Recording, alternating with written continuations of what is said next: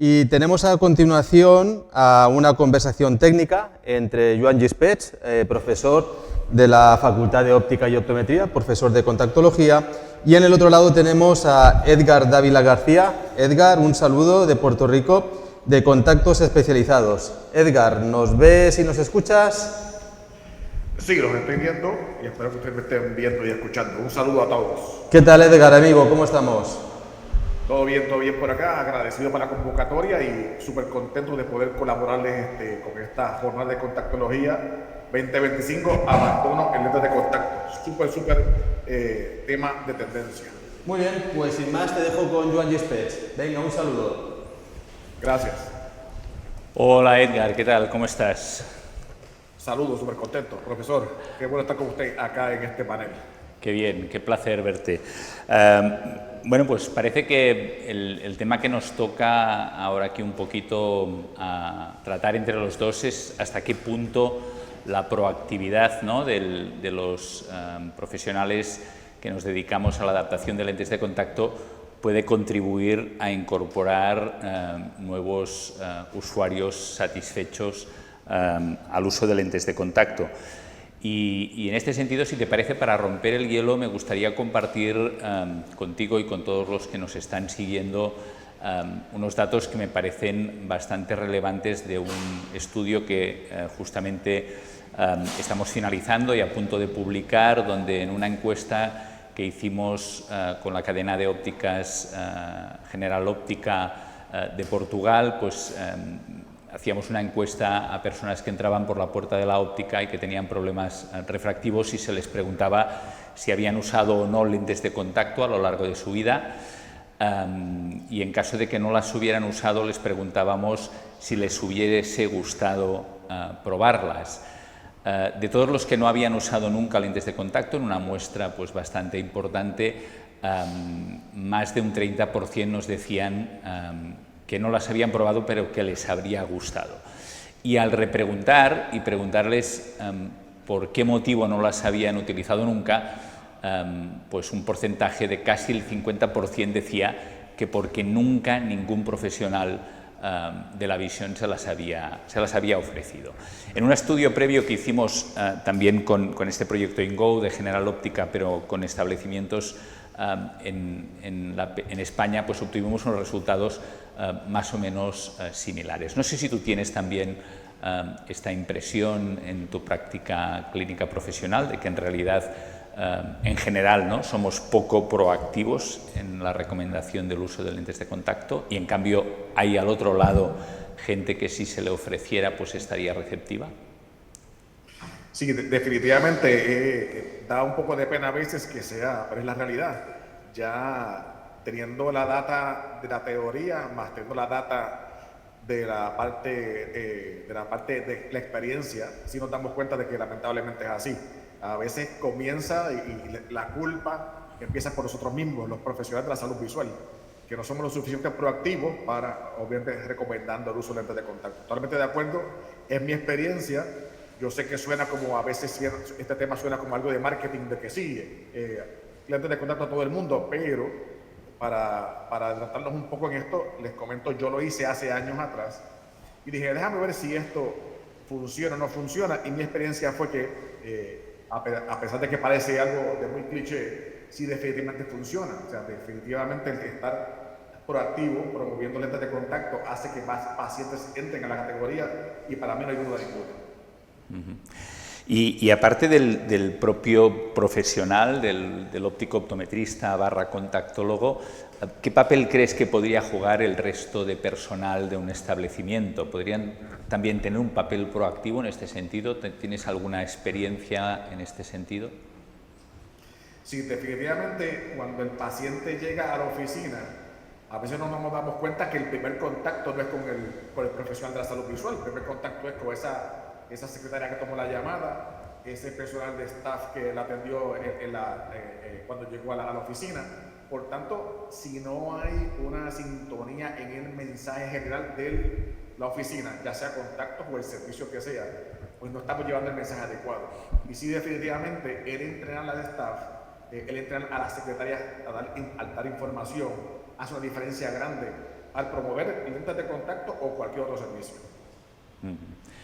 Bien, otro estudio interesante que quería mencionar y que, en el que también tuve la oportunidad de participar hace algunos años y que ahora estamos volviendo a repetir, intentaba analizar cuáles eran las principales barreras que frenaban al uso de lentes de contacto entre los adolescentes y cuáles eran estas barreras para los tutores legales o padres de estos adolescentes. Todos sabemos que muchas de las adaptaciones de lentes de contacto que realizamos se realizan durante la adolescencia y en algunos casos, bueno, pues tal vez estas barreras en los propios adolescentes o en sus tutores legales o padres y madres seguramente pues, dificultan el acceso a la lente de contacto. Por lo tanto, entender cuáles son estas barreras también podría ser interesante. Las principales conclusiones de estos estudios es que entre los jóvenes las principales barreras son el reparo o el miedo que les da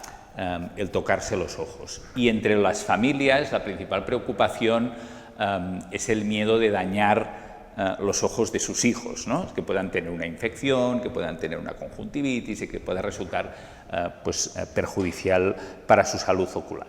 En este sentido, ¿cómo crees que el staff / profesionales podríamos actuar un poquito pues, para ayudar a estos eventuales usuarios de lentes de contacto o a sus familiares, que al final, como son menores, pues deberán estar ahí de acuerdo con la decisión, superen estos miedos o estas barreras? Sí, definitivamente el tema de los mitos alrededor de lentes de contacto es algo que hay que manejar adecuadamente para poder llevar a más pacientes a la categoría. Y sin el mero hecho de dar información o educar a nuestros pacientes, pues nos lleva a eso. Lamentablemente también tengo que añadir de que a veces la primera barrera para lentes de contacto somos nosotros mismos como profesionales. Ahí se han hecho estudios y hay una cantidad de estudios y encuestas en las cuales los mismos pacientes dicen que el mismo doctor no habla a favor de lentes de contacto o las lentillas, y esto pues crea otra barrera más, empezando por el profesional. Ahora, si removemos y el profesional pues es más proactivo e independientemente crea o no crea las lentillas, pues deriva a alguien que sí lo haga o habla desde un punto de vista más neutral. Y además de eso, pues obviamente maneja los mitos y realidades de los lentes, pues sí, obviamente es a favor de la categoría de lentes de contacto y que esos pacientes puedan usarlos de manera segura y eficaz, definitivamente. Hemos hablado de los adolescentes, ¿no? Como uno de los públicos, entre comillas, objetivo de las lentes de contacto y que realmente yo creo que acapara la mayoría de nuevas adaptaciones que hacemos, pero bien es cierto también que tenemos otro pico de edad, ¿no? Entre los 40 y los 50 años, donde gente que a lo mejor no había necesitado nunca gafas empieza a necesitar pues, algún tipo de corrección y son los presbitas. ¿Crees que hay ahí también una oportunidad donde la proactividad del profesional o del personal, ¿no? Del establecimiento podrían aprovechar? ¿Cuál es tu experiencia y cuál crees que es el mejor enfoque en este sentido? Sí, definitivamente en contactología, no solamente especializada, sino en contactología general, lo que yo llamamos a veces los grupos especiales pueden hacer una diferencia grande en la cantidad de pacientes. Y dentro de esos, como mencionaste, pues están los presbitas, pero también están los que hacen deporte, o los que control de miopía, inclusive los baby boomers, que le decimos acá, esos pacientes que corren entre la edad de 1946 y 1964 y todavía quieren usar lentes de contacto. Si vemos, lamentablemente depende del país donde estemos trabajando. Por ejemplo, oía esta mañana cuando hablaban de que si se cobraba o no se cobraba la consulta. En los Estados Unidos y Puerto Rico, que es mi experiencia, se cobra la consulta. O sea, inclusive en Puerto Rico no cobran la consulta y de seguir un anuncio de que no se cobra es ilegal bajo la ley de Puerto Rico. Por tanto, se cobra. O sea, y entonces, pues si el doctor ya genera remuneración por sus servicios, pues el proveedor de contacto sí obviamente es secundario. Obviamente, si se cobra de una manera adecuada, hay más probabilidad de que se ofrezcan más los servicios. Hablando de presbitas específicamente, es un grupo muy interesante tienen definitivamente el deseo de poder seguir utilizando lentes de contacto sin utilizar, por ejemplo, espejuelos, pero además de eso tienen la capacidad económica para costearlo. Por tanto, es un buen grupo para entrar. Sí hay gente que dice que puede tomar un poco más, un poco menos de tiempo, o que quizás tome en vez de un lente de prueba, 2 lentes de prueba para lograrlo, pero con la cantidad de lentes buenos que tenemos con las diferentes compañías, con las tecnologías nuevas que tenemos, pues debe ser relativamente fácil hacerlo, si de verdad ponemos empeño y queremos ofrecerlo a nuestros pacientes. Y luego ya para ir cerrando, me quedaría un último grupo que también he comentado esta mañana, que son los que ya han abandonado, ¿no? Y estamos hablando de abandono cero, estamos muy lejos de este abandono cero, de momento, por desgracia, y por lo tanto tenemos en nuestros centros gente que está entrando por la puerta cada día, y de 100 que entran, 50 han llevado lentes, 50 no, y de los 50 que han usado lentes, a lo mejor 25 ya no las están utilizando. En estos mismos trabajos que mencionaba, preguntábamos a estos que han abandonado el uso de lentes de contacto, pero que las usaron durante un tiempo, si estarían dispuestos a volver a intentarlo, puesto que hay nuevos materiales, nuevos sistemas de mantenimiento que a lo mejor les ayudarían a superar los motivos que les llevaron a abandonar. Y la respuesta es, en un porcentaje muy elevado de casos, afirmativa. ¿Crees que ahí también hay un espacio donde la proactividad del profesional y del personal podría ayudar a hacer readaptaciones? Definitivamente, mi experiencia es muy buena en ese grupo. Irónicamente, en pacientes que han abandonado anteriormente la categoría. Y lo que sucede es, como lo habíamos hablado anteriormente, en la pequeña discusión que tuvimos el día anterior, la tecnología cambia, y lo que quizás no funcionó hace 5 o 10 años atrás, funciona ahora. Por eso es que cuando hacemos la anamnesis y hacemos el historial, hay preguntas importantes, como ustedes explicaron anteriormente, de qué haces, cuándo los utilizaste, qué fue lo que sucedió, proveer preguntas abiertas a los pacientes para que ellos puedan expresar qué fue lo que sucedió. Obviamente, si un paciente que usó lentes hace 10 años atrás, la tecnología ha cambiado drásticamente, y obviamente hay muchos mejores productos ahora y podemos ofrecérselos a ese paciente para que disfrute de ellos. Aparte de eso, como los estudios que mencionaba, muchos pacientes interesados en volver a utilizar lentillas. Y ahí está la proactividad y ahí está la oportunidad. Bien, pues ya para cerrar, solo quería comentar que hemos repetido, como contaba antes, estamos repitiendo ahora mismo este estudio que hicimos ya hace unos años para ver cuáles eran las principales barreras que frenaban a los jóvenes y a sus familias a la adaptación de lentes de contacto, y lo hemos hecho con un enfoque especial para ver qué impacto puede haber tenido el hecho de que la lente de contacto se haya convertido en una de las herramientas que utilizamos para el control de miopía. En tu experiencia, el hecho de que las familias tengan en un lado de la balanza este riesgo que ellos intuyen que puede tener para la salud ocular usar lentes de contacto en el caso de sus hijos o hijas, pero en el otro lado tengan el beneficio potencial de controlar el progreso de la miopía. ¿Crees que este es un elemento que puede haber cambiado un poco, puede haber derribado alguna barrera en las familias, de acuerdo a tu experiencia? Sí, definitivamente el control de miopía cambió mucho. Mi experiencia personal, y en los últimos 2 o 3 años trabajando en la clínica que creamos de control de miopía, ha sucedido que poco a poco la gente y los padres se van instruyendo. Ese grupo etario de estos niños que van de 8, 9, 10 años, porque ya cuando el niño es grande y es teenager pues es otra cosa, pero esos niños de 8, 9, 10, quizá hay esos miedos, llega un papá a la oficina con la preocupación, se hace la adaptación, se explica, se educa y entra en la categoría de lentes de contacto.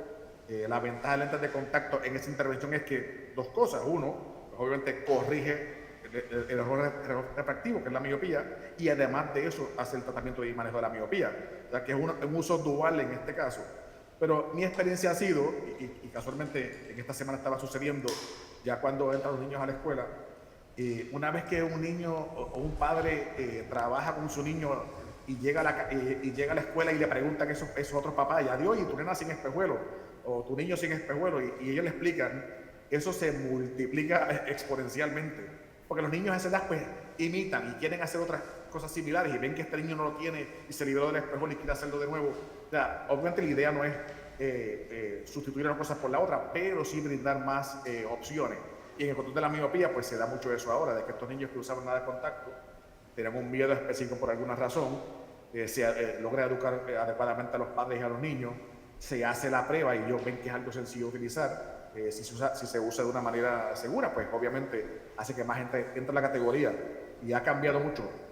Yo recuerdo que niños de edad 6, 7, 8, 9 años sí entraban, pero no entraban tanto. Entraban por razones específicas. En mi caso de esa edad era porque, por ejemplo, o bullying. La niña más jovencita que ya hasta hace años atrás había adaptado, tenía 6 años, pero era más 5 en sus espejuelos y le hacían bullying y por eso se cambiaban, esas eran las razones. Pero ahora con el control de la miopía, ahora entra mucha más gente y definitivamente ha sido un cambio grande. Muy bien, Edgar, pues yo creo que con esto podríamos cerrar la conversación. Creo que hemos repasado los elementos que pueden ser más importantes en cuanto a este punto. Te agradezco mucho tu tiempo y tu colaboración y también pues, que aportes tu experiencia clínica que nos es muy útil. Gracias. Me gustaría, si me permites, añadir rápido antes de que terminemos. Claro. El tema de abandono está muy vigente hoy día, pero no es nuevo. O sea, no. Los que llevamos un poquito de tiempo ya trabajando y que hemos trabajado con la industria, hemos visto a través del tiempo cómo las compañías mejoran sus productos para evitar casualmente el abandono. Inclusive Tifos en el 2013 creó un workshop, el CLD Contactless Discomfort Workshop, y está ahí, y está en español. O sea que yo les recomendaría a todos los colegas que si tienen dudas con respecto al tema, el abandono, pueden acceder a ese workshop, está en español, y pueden leerlo y instruirse. O sea, cualquier contactólogo debería leer ese paper, es muy interesante y les va a abrir las puertas a todo lo que es el abandono en lentes de contacto. Perfecto, pues muchas gracias por la recomendación, Edgar. Un saludo. Saludos, muchas gracias por la oportunidad. Adiós.